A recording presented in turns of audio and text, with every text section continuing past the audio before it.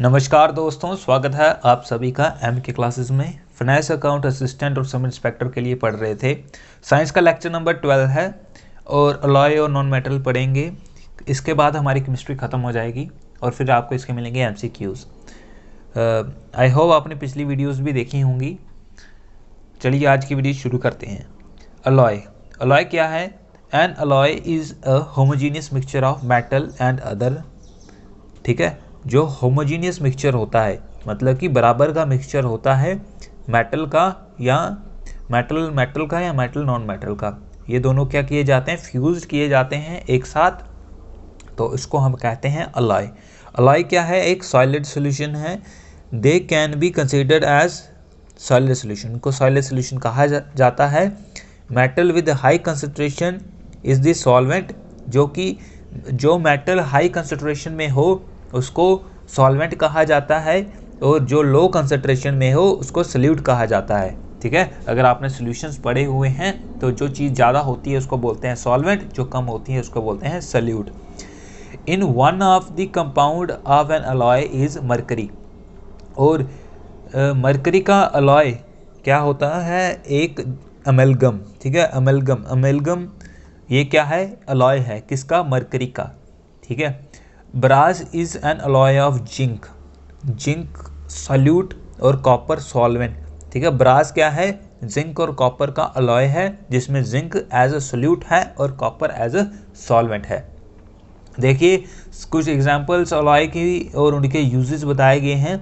Alloy जिसमें brass, जिसमें copper 70% होता है और जिंक 30% होता है। कहाँ यूज़ होता है?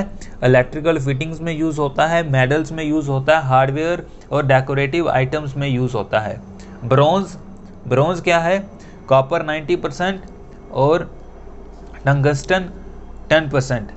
स्टैचूज, कॉइन्स, बेल्स, गोंग्स, ये सबको रीड कर लेना क्योंकि ये हैं हमारे इंपॉर्टेंट। ठीक है, ये इंपॉर्टेंट है एग्जाम पॉइंट ऑफ व्यू से, इनको रीड कर लेना। आपको पूछा जा सकता है कि कौन सा अलॉय किस काम आता है।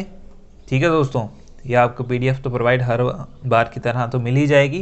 देखिए अभी जो हमारे पास मेटल्स हैं, हमने कल उनको पढ़ा था कि ओर्स मेटल की कैसे निकाली जाती हैं, किन किन मेथड से ओर और गैग को सेपरेट किया जाता है। लेकिन जो आज हम पढ़ेंगे वो पढ़ेंगे मेटल की को कैसे एक्सट्रैक्ट किया जाता है। ठीक है, उसकी अभी देखिए जो हमारे पास ऊपर रिएक्टिविटी सीरीज के हिसाब से जैसे हमारे मेटल्स होते हैं, जैसे कि sodium, potassium, calcium, magnesium, aluminium है, ये इलेक्ट्रोलिसिस के प्रोसेस से इनको निकाला जाता है। जो थोड़े मिडल रिएक्टिविटी सीरीज में होते हैं उनको कार्बन से रिड्यूस किया जाता है। जैसे कि मिडल में कौन कौन से आते हैं? Zinc, iron, lead, copper. ठीक है, और लास्ट में गोल्ड और सिल्वर जो हैं इनको नेटिव स्टेट में ही मिलते हैं। नेटिव स्टेट में मतलब ये क्योंकि ये कम रिएक्ट करते हैं इसलिए ये एज इट इज़ हमें मिल जाते हैं। अभी देखिए ओर्स की पहले जो भी हमें ओर मिलती है वो क्या होती है? उसको हम कंसंट्रेट करते हैं, है ना। कल हमने पढ़ा था ना कंसंट्रेट किसको कहते हैं, कि जो साफ़ की जाती है जो और उसको जो साफ़ की हुई और होती है उसको कंसंट्रेट बोलते हैं, और वो कंसंट्रेशन ऑफ और की जाती है। कंसंट्रेशन ऑफ ओर के बाद फिर उसको क्या किया जाता है? रिफाइन किया जाता है अलग अलग तरीके के साथ। क्या मेटल को हाई रिएक्टिविटी वाले, फिर मीडियम रिएक्टिविटी और लो रिएक्टिविटी, इन सबको अलग अलग करके बांटा जाता है। अगर सल्फाइड ओर हो उसकी रोस्टिंग की जाती है, मेटल मिलता है उसकी रिफाइनिंग होती है। ऐसे ही कार्बोनेट ओर और सल्फाइड ओर की कैल्सिनेशन और रोस्टिंग होती है। फिर ऑक्साइड मेटल मिलता है, उसका रिडक्शन किया जाता है। तो ये लॉन्ग प्रोसेस होता है, जितना हमारा एग्जाम पॉइंट ऑफ व्यू से हमें चाहिए हम उतना पढ़ेंगे। चलिए आगे देखते हैं। Enforcement of force. Enforcement of force क्या होता है कि the gang is to be removed, जब हम गंद उसमें से निकालते हैं और में से, period two extraction of metal को एक्सट्रैक्ट करने से पहले। ठीक है, depends upon the difference between physical chemical properties of gang and और the process using removal impurities are varied. ठीक है, इन्फोर्समेंट ऑफ और किससे कहते हैं? जो कि हमने पहले पढ़ा था कि जब हम ओर्स को उनकी केमिकल या फिजिकल प्रॉपर्टी के हिसाब से उनको क्या करते हैं? उनको सेपरेट करते हैं, उसको हम क्या करते हैं, इन्फोर्समेंट ऑफ फोर्स कहते हैं, क्योंकि जब हमें एक्सट्रैक्शन करनी है, मेटल को उसकी प्योर फॉर्म में लाना है, ठीक है, निकालना है उसको, तो हमें क्या करना पड़ेगा, पहले उसको सफाई करना पड़ेगी।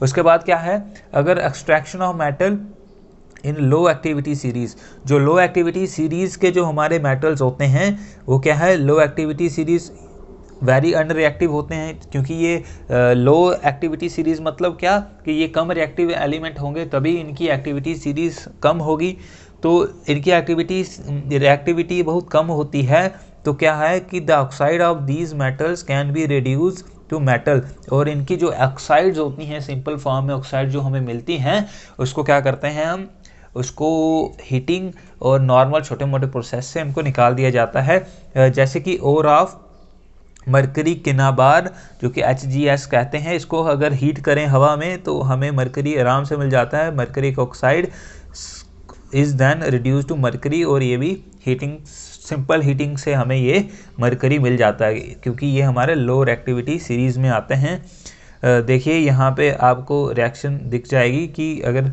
हमारे पास ये मरकरी सल्फाइड है, तो अगर इसको ऑक्सीजन के साथ रिएक्ट करेंगे तो HgO बनता है और सल्फर डाइऑक्साइड बनती है, ठीक है।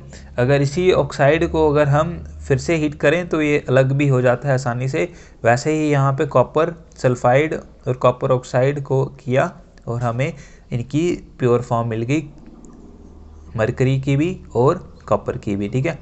अभी आगे देखते हैं, जो हमारे पास extracting metal in the middle of activity series, जो उनकी एक्टिविटी सीरीज़ क्या है, मिडल में है, उनको कैसे निकाला जाता है।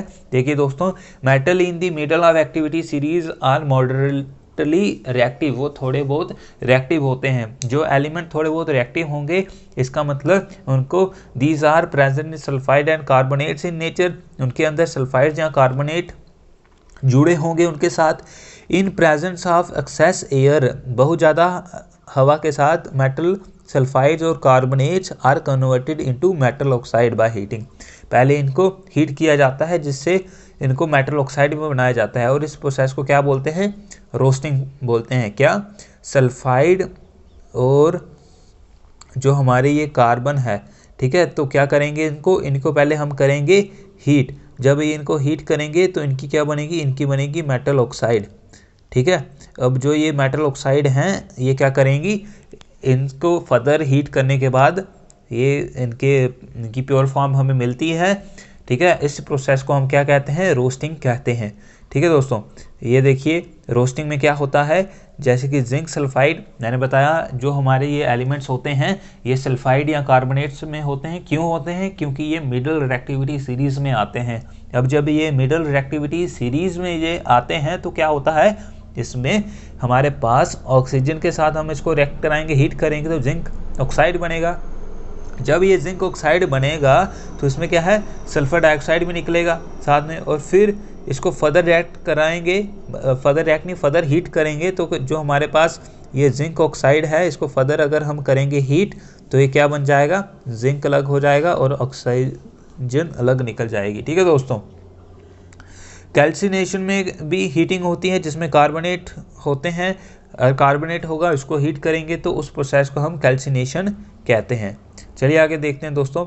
अभी एंड द कार्बोनेट और आर चेंज्ड इनटू ऑक्साइड, वही जो कार्बोनेट और ऑक्साइड में कन्वर्ट होती हैं उसको, उस प्रोसेस को क्या बोलते हैं, कैल्सिनेशन कहते हैं। अभी मैंने आपको इसके पीछे एग्जांपल भी बता दी।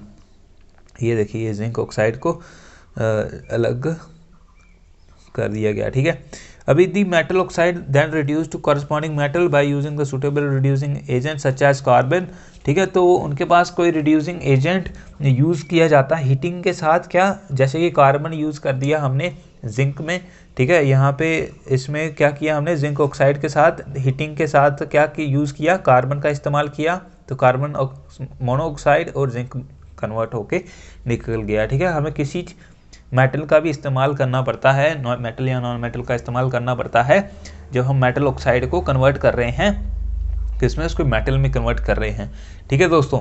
अभी सम डिस्प्लेसमेंट रिएक्शन होती है इसमें। अभी एक्सट्रैक्टिंग, अब जब हम टॉप एक्टिविटी ऑफ मेटल्स को, टॉप एक्टिविटी वाले जो सीरीज़ होती हैं उन मेटल्स को अगर हम एक्सट्रैक्ट कर रहे हैं तो क्या होता है, the metals high up in the reactivity series are very reactive, बहुत ज़्यादा रिएक्टिव होते हैं, है ना, और they can not be obtained from their compounds, और उनको हीटिंग से निकालना बहुत ही मुश्किल होता है उनके कार्बन या किसी और मेटल के ज़रिए। तो हमें ये कौन कौन से मेटल जो होते हैं जो कि कार्बन के से रिड्यूस नहीं होती उनकी ऑक्साइड्स, ये वो जैसे कि sodium, magnesium, calcium, aluminium etcetera, ये रिस्पेक्टिव मेटल्स हैं जो कि हम अपने हीटिंग वाला जो प्रोसेस था पीछे रोस्टिंग या कैल्सिनेशन, उसके साथ हम इसको उनके मेटल्स में कन्वर्ट नहीं कर सकते। तो इसलिए इसमें क्या करते हैं, हम इलेक्ट्रोलिसिस करते हैं और इनकी इलेक्ट्रोलाइटिक रिडक्शन करते हैं। इसमें क्या है,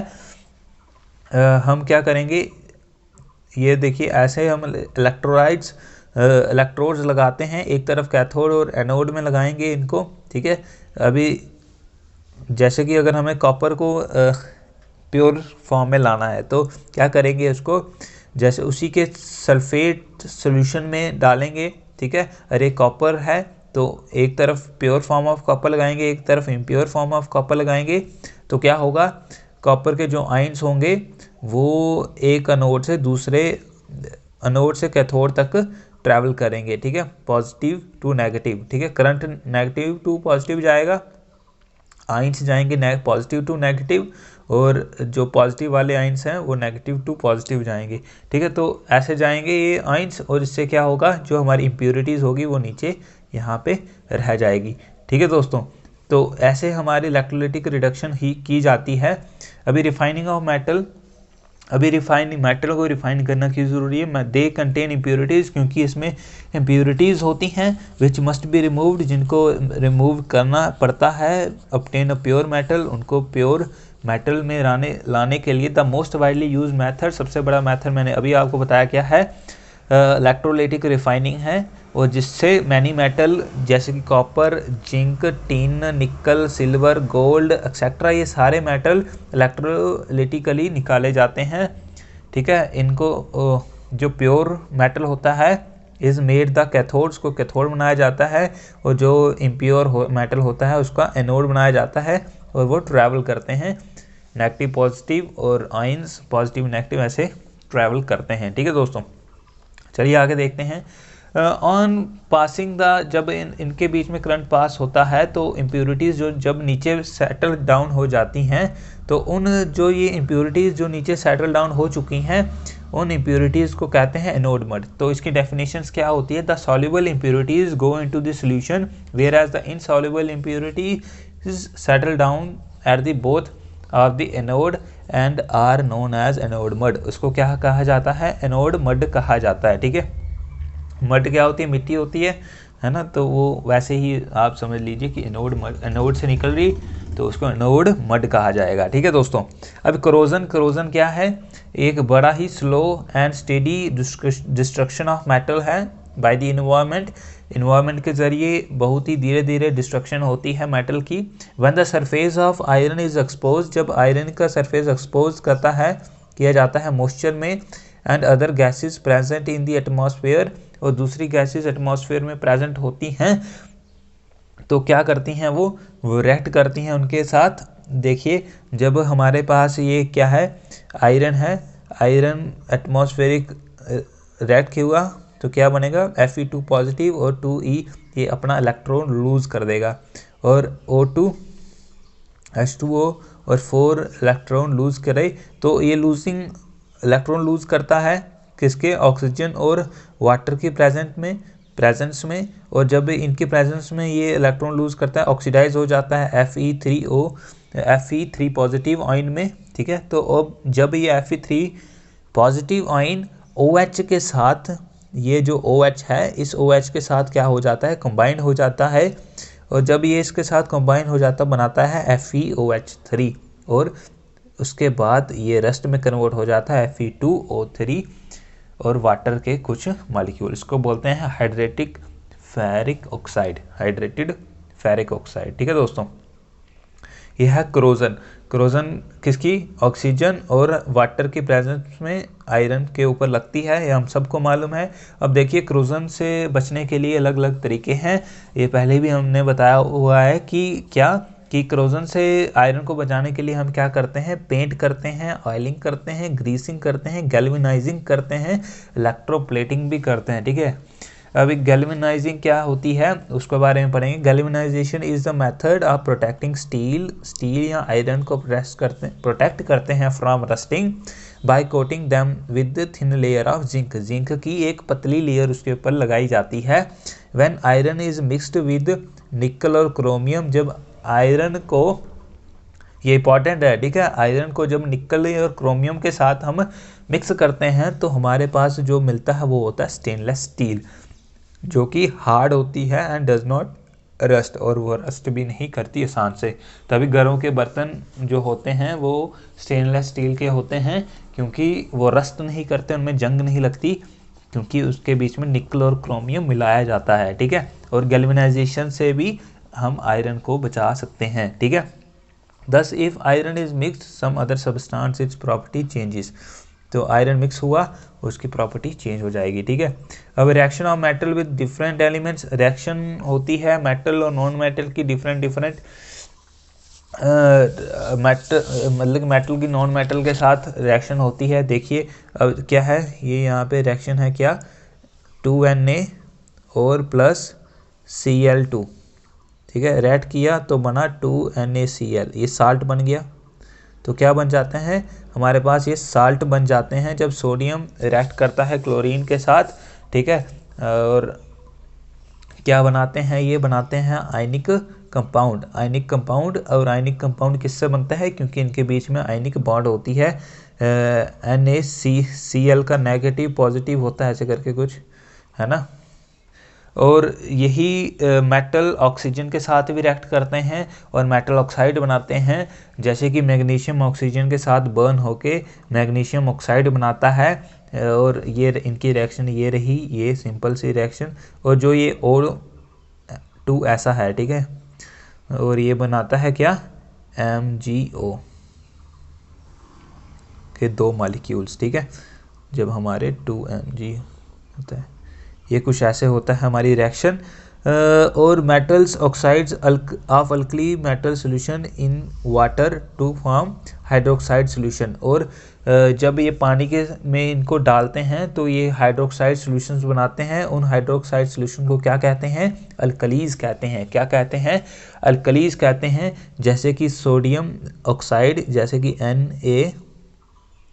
Na2O, ये सोडियम ऑक्साइड था, हमारे पास 2 मॉलिक्यूल थे सोडियम ऑक्साइड के, और वाटर का 1 मॉलिक्यूल। जब हमने रिएक्ट किया तो क्या बना, ये 2 मॉलिक्यूल बने सोडियम हाइड्रोक्साइड के। ठीक है दोस्तों, तो ये ऐसे हमारी रिएक्शंस बनती हैं। अभी केमिकल प्रॉपर्टीज़ पढ़ेंगे ऑफ नॉन मेटल की। देखिए मेटल्स के बारे में हमने सीखा, अब नॉन मेटल के बारे में सीखेंगे। देखिए non metal have a tendency to gain और शेयर इलेक्ट्रॉन, इसमें टेंडेंसी होती है कि वो एक इलेक्ट्रॉन को क्या कर सके, गेन कर सकें और शेयर कर सकें विद अदर एटम्स, दूसरे एटम के साथ। They are electronegative in character, ये क्या होते हैं, इलेक्ट्रोनेगेटिव होते हैं करेक्टर में। Non metal when react with metal, जब मेटल के साथ रिएक्ट करते हैं, टेंड टू क्या गेन इलेक्ट्रॉन, ये इलेक्ट्रॉन को गेन करते हैं और क्या बन जाते हैं, नेगेटिव बन जाते हैं। ठीक है, जब कोई भी चीज़ इलेक्ट्रॉन गेन करती है वो नेगेटिव बन जाती है, और जो लूज़ करती है पॉजिटिव। यहाँ पे एक रिएक्शन है, ये क्या रिएक्शन है, 3 ब्रोमीन, ठीक है, B12 प्लस 2 मॉलिक्यूल हैं एल्युमिनियम के, गिव्स क्या, 2 मॉलिक्यूल एल्युमिनियम ब्रोमीन के 3 मॉलिक्यूल। ठीक है, ऐसे बनता है। चलिए दोस्तों आगे देखते हैं। Compound compose entirely of non metal substance, कुछ कंपाउंड पूरे ही नॉन मेटल के साथ बने होते हैं, जैसे कि और जो ये क्या होते हैं, दे जनरली फॉर्म एसिडिक और न्यूट्रल ऑक्साइड, ये या तो एसिडिक या तो न्यूट्रल ऑक्साइड बनाते हैं जब भी इनको ऑक्साइड, और ये ज़्यादातर किससे, that they oxygen with oxygen that dissolve in water, और ये पानी के बीच में डिज़ोल्व भी हो जाते हैं, जैसे कि कार्बन डाइऑक्साइड जब वाटर में डिज़ोल्व करेंगे तो क्या बनाता है, कार्बोनिक एसिड बनाता है, और carbonate water is slightly acidic, और ये एसिडिक भी होता है, और ये बनती किससे है, कोवलेंट बॉन्ड होती है इनके बीच में, ठीक है। जो भी चीज़ मैं बता रहा हूँ ना ये इंपॉर्टेंट है, ठीक है।